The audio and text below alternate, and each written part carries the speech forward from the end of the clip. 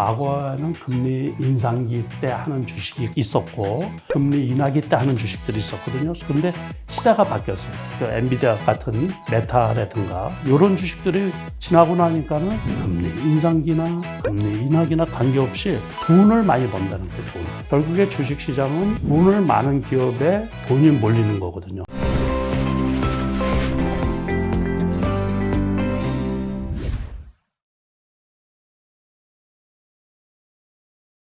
네, 자이언티TV 홍성용 기자입니다. 오늘은 남석관 베스트인컴 회장님을 모시고 최근 한국 증시와 미국 증시 급변하는 증시 상황에 대해서 한번 이야기를 나눠보겠습니다. 안녕하세요. 네, 안녕하세요. 반갑습니다. 예.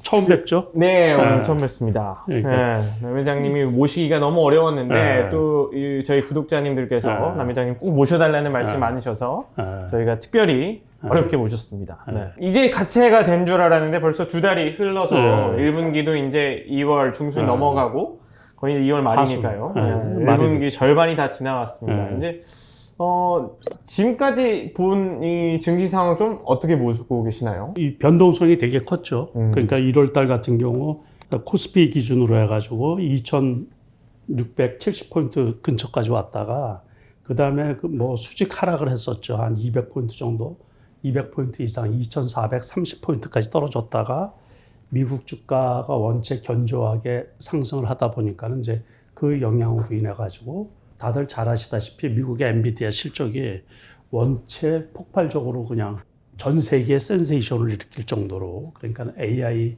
그 대세의 이 리딩주로 인해 가지고 엄청난 그 실적을 발표했잖아요. 이번에 그 덕에 그냥 전 세계 주가가 전부 다 그 엔비디아 관련 또 AI 관련 칩 관련해 가지고서 급등을 했었거든요. 그러니까는 그게 지난주 토요일 날 이제 미국의 나스닥은 이제 살짝 떨어졌어요. 살짝 조정을 받았고, S&P 500하고, 다우 종합주가 지수는 이제 신고가를 친 거고, 근데 그 떨어진 거는 뭐 나스닥 같은 경우는 테슬라가 떨어지면서, 테슬라가 한 3% 정도 떨어졌거든요. 그러면서 종합주가 지수가 밀린 거고, 엔비디아도 단기간에 너무 많이 올랐어요. 올해 같은 경우만 해도. 올해만 해도 무지막지하게 올라가가지고, 조금 부담스러운 건 있어요. 조금 부담스러운 건. 그래서 아마 실적도 발표되고 하면은 조금 더 이 추격 매수세가 들어올 수도 있어요. 그러니까 그러면서도 그 오름세가 좀 주춤하지 않을까 싶은 거예요. 너무 많이 단기간에 올랐기 때문에 나스닥 자체가. 그러니까는 그래서 아마 그 고점 근처에서 조금 소폭의 조정 정도 있지 않을까. 큰 조정은 없고 그렇게 이제 지금 보고 있는 거예요. 그러면서 2월 달이 아마 마무리가 되지 않을까 싶은 거죠. 지금 이제 영상을 촬영한 날이 2월 26일입니다. 2월 26일이고, 코스피도 1월에 계속 하락 일로였다가, 이제 다시 올라섰고, 그렇죠. 그 다음에 이제 아시다시피 나스닥이나 S&P 500은 올타임 하이, 이렇게 표현할 정도로 지금 엔비디아의 폭발적인 상승세에 힘입어서 계속해서 올라가고 있는 분위기인데 단기에 너무 많이 올라서 약간의 조정이 있을 수도 있다라는 그렇죠. 얘기를 하고 계시고요. 이제 사실 보니까 1월에 이제 코스피에 한해서 이 1월에 계속해서 일본도 잘 되고 미국도 잘 되고 대만도 잘 된다의 분위기지만 한국은 안 됐단 말이에요. 안 됐죠. 이제 정부가 이제 저 PBR 얘기를 꺼내면서 주가 순자산 비율이 낮은 종목에 투자해야 된다라는 그런 류의 프로그램을 만들어 놓겠다, 내놓겠다라는 얘기 때문에 굉장히 기대감 좀 올랐는데 그런 사태를 좀 어떻게 보시는지, 그리고 26일 기준으로 오늘 이 정부의 밸류 프로그램 발표를 했거든요.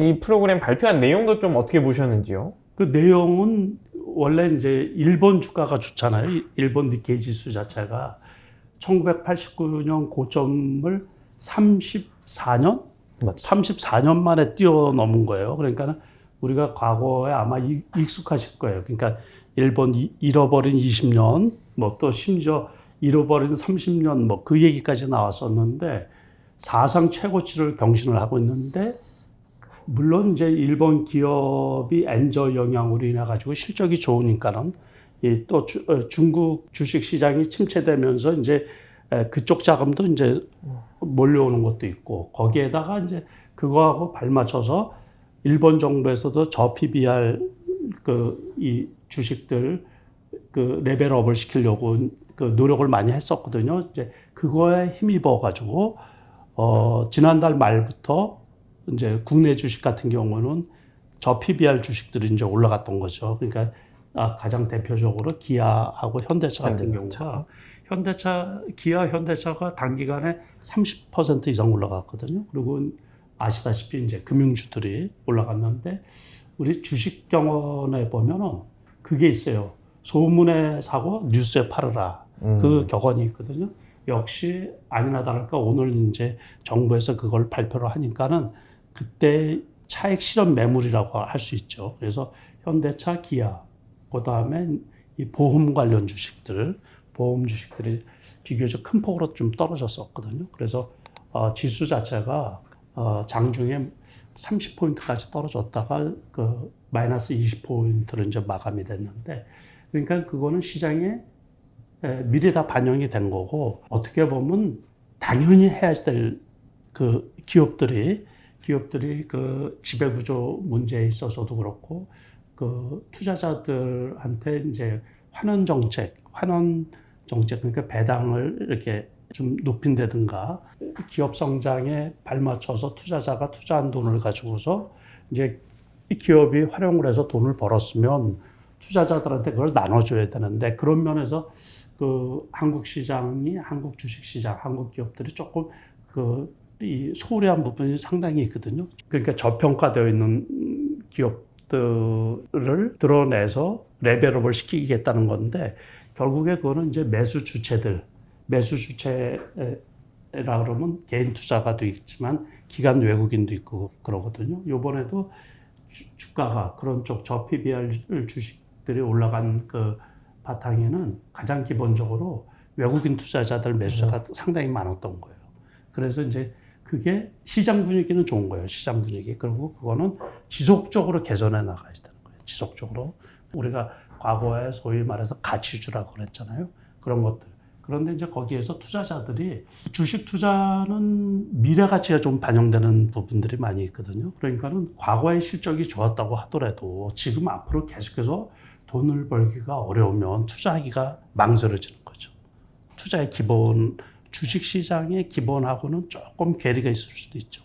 아무튼 저 PBR을 해소하려는 정부 정책은 방향은 맞는 거고, 또 시장이 그래야지 되는 거죠. 건전해지고 또 조금 우량 주식들이 올라가는 그런 시스템적인 이 분위기가 좀 돼야지 되겠죠. 그래서 그 행위 자체는 좋은 거고, 이제 일본 주식이 올라간 것들은 그게 본질적인 건 아니고, 이제 그런 거는 밑바탕에 깔아놓은 상태에서 여러 가지 시너지 효과가 같이 발생이 돼서 일단은 기업 실적들이 좋아야죠. 기업 실적들. 그리고 지금 우리 방금 전에 말씀을 했지만 엔비디아가 지금 시장에는 시장 중심주가 되는 거거든요. 제가 이제 시장 중심주, 시대 중심주 그 얘기를 많이 하는데, 저 PBR 그 주식들이 좋다고 하는 걸 누가 모르겠어요. 저퍼 주식들이 좋다는 걸 누가 몰라요. 그렇지만 그 손이 안 나가는 건, 투자자들의 손이 안 나가는 거는 트렌드하고 조금은 동떨어져 있는 주식들이라는 얘기예요. 자산 가치가 뛰어나고, 그리고 이제 기업이 우량하고 유보금이 많다고 하더라도 지금 트렌드, 주식은 유행이나 트렌드를 타게 마련이거든요. 그러니까 지금 시대에는 AI 칩 관련 주식들이 제일 좋은데, 그래서 일본 시장에서도 가장 많이 올라간 주식들은 요번에 반도체 관련 주식들, 그런 것들이 이제 많이 올라갔던 거고, 물론 가격이 좀 높은 것들은 있어요. 그러니까 가치, 밸류 자체가 높은 것들은 많이 있는데, 그것도 어느 정도 좀 인정을 해야 되는 시대가 된 거거든요, 지금. 그러니까 좋은 방향이고, 그런데 시장이 이제 어떻게 반응하느냐, 그거는 시장에 달려 있다고 봐야지 되겠죠. 이제 밸류 프로그램 사실 막 그런 얘기도 합니다. 이제 이 밸류 프로그램에 따라서 막 등락이 막 왔다 갔다 하는 걸 보면서 또 이제 그리고 이제 한국 증시에 대한 오랜 시각이 한국 증시는 이제 박스피다. 미국 증시만 봐라. 뭐 S&P 500에 장기 투자하면은 뭐 돈 번다는데 한국의 장기 투자에서 돈 버는 게 무려 삼성전자도 뭐 지금 8만 전자를 2020년 초반에 뭐 21년 지나면서 찍고 나서는 계속해서 박스권이니까. 그래서 이런 궁금증이 있는 것 같아요. 저도 궁금해요. 한국 주식은 왜 안 되냐. 한국 주식도 좀 될 때가 되지 않았냐라는 궁금함이 우리 구독자님들이나 뭐 일반인들에게 있는 것 같은데 어떻게 보시나요? 이제 그것도 차이가 있을 수가 있어요. 그러니까 제가 여러 차례 말씀을 드렸는데 다른 것보다도 이제 그 레벨 다운이 되어 있는 것도 있고 저평가가 되어 있는 것도 있고 그러는데 일단은 이제 저는 이 종목으로 들어가서는 과거처럼 한국 시장에서 중장기 투자하기가 상당히 어려운 여건이거든요. 근데 가장 큰 거는 이제 그 성장 동력 자체가 우리가 GDP 성장률이 5% 시대 때 우리가 중국의 의존도가 높아가지고 중국의 GDP 성장률이 8% 시대 때 그때는 중장기 투자가 가능했던 거예요. 그런데 우리가 지금 올해 그 GDP 성장률 예상치가 어떻게 되죠? 1% 미만 아닌가요? 아니요, 2.0, 2.1%로 예상을 하고 있거든요. 그리고 아시다시피 중국 같은 경우는 부동산 때문에 심각한 이제 그 성장률의 정체라든가 그 젊은 층의 이 취업 문제 뭐 여러 가지 문제가 많이 있거든요. 그런 상태에서 성장률 자체가 이렇게 낮은 상태에서 장기 투자에서 이게 우상향하는 주식 찾기가 상당히 어렵거든요. 그러다 보니까는 이제 그 장기 투자하기가 조금 어렵게 된 거고, 그 미국 시장하고는 기본적으로 이제 좀 차이가 있죠. 결국에 요번에 그 미국에서 금리 인상을 하면서 작년, 재작년에 그래서 작년 초반에 나스닥이 몇 포인트까지 떨어졌는 줄 아세요? 얼마까지 떨어졌습니까? 잘 모르시죠? 네. 그러니까 1200포인트까지 떨어졌어요. 그러니까 아시다시피 나스닥 정고점이 16,000포인트인데 나스닥이 거의 한 40% 고점 대비해서 떨어졌던 거예요. 그게 금리 인상이 끝나자마자 회복이 된 거예요. 그러니까 정고점을 다. 결국에 이렇게 보니까는 그 시장이 이제 지금은 어떻게 바뀌었냐면 과거에는 금리 인상기 때 하는 주식이 있었고 금리 인하기 때 하는 주식들이 있었거든요. 소위 말해서 금리 인하기 때는 이제 성장주 차입해가지고서 돈을 차입해서 성장할 수 있는 기업들에 이제 투자를 많이 했단 말이에요. 그래서 대표적으로 그 테크 관련 주식들이라든가 아니면 이제 바이오 기업들 이런 것들이 이제 성장주에 해당하고 전통적으로 우리가 말하는 가치주라는 게 금리 인상기 때 이제 그런 주식들이 좋았었던 거거든요. 그런데 시대가 바뀌었어요.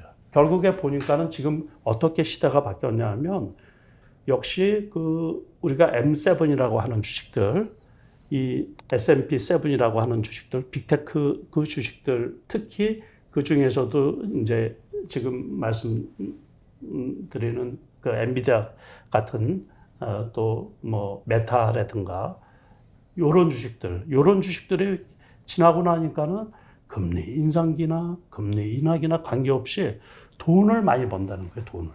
결국에 주식시장은 돈을 많은 기업에 돈이 몰리는 거거든요. 시대가 이제 그렇게 바뀐 거예요, 지금은. 그러니까 전에 같은 경우는 금리 인상기에는 그런 성장주들 소위 말하는 그런 주식들은 안 돼. 그러니까 가치주를 투자를 해야지 돼. 그리고 금리 인하기 때는 이제 성장주에 투자를 해야 돼. 그런 고정관념이 있었는데 그래서 지금은 이제 뭐냐면 가치주나 성장주냐 그런 거를 논하는 시대가 아니라는 얘기예요. 다시 말해서 이제 저 같은 경우는 투자를 할 때 그 소위 말해서 미국 주식 같은 경우도 이제 그런 주식들 지금 말하는 빅테크 업종들 중에서도 시대에 잘 맞는 주식들. 요즘에 이제 테슬라 같은 경우는 전기차가 가격 인하 문제도 생기고 매출도 수요도 조금 이제 주춤한 상태고 뭐 이러다 보니까는 그거는 경쟁도 치열해지고 그러면서 가격이 많이 떨어졌단 말이에요. 테슬라 같은 경우는 200불 밑에 있는 거죠, 지금. 그런데 칩 관련주들은 시대가 그런 식으로 이제 간단 말이에요. AI 시대로 이제 가면서 수요가 폭발적으로 계속해서 늘어나는데 공급을 제대로 못할 정도예요. 그러고서 더 정교한 칩이 계속 필요로 한단 말이에요. 세상이 그거를 필요로 하는 거죠. 이제 시대가 그걸 필요로 하는 거고 그 시대에 제일 맞는 주식이 이제 엔비디아고 이제 그러다 보니까는 그게 지금은 많이 올라갔다고 하더라도 그게 많이 올라가면 비중을 줄이고 떨어지면은 비중을 늘리고 저 같은 경우는 그런 식의 투자 방법을 쓰는 거거든요. 말씀 주신 것처럼 이제 좀 시대가 달라졌다는 얘기를 좀 해주시는 게 투자의 패러다임이 바뀌었다라는 얘기이신데 과거에는 뭐 이제 가치주, 성장주 이런 얘기를 많이 했습니다만 이제는 뭐 이제 돈 버는 곳에 돈이 몰리고 그렇죠. 돈 버는 곳에서 더 많은 투자로 더 좋은 AI나 더 좋은 반도체를 만들어낼 가능성이 크니까 이런 데에서는 이제 비중을 늘리고 비중을 줄이고 정도의 주식 값에 따라서 주가에 따라서 그런 대응을 하고 계신다라는 얘기를 해주셨고요.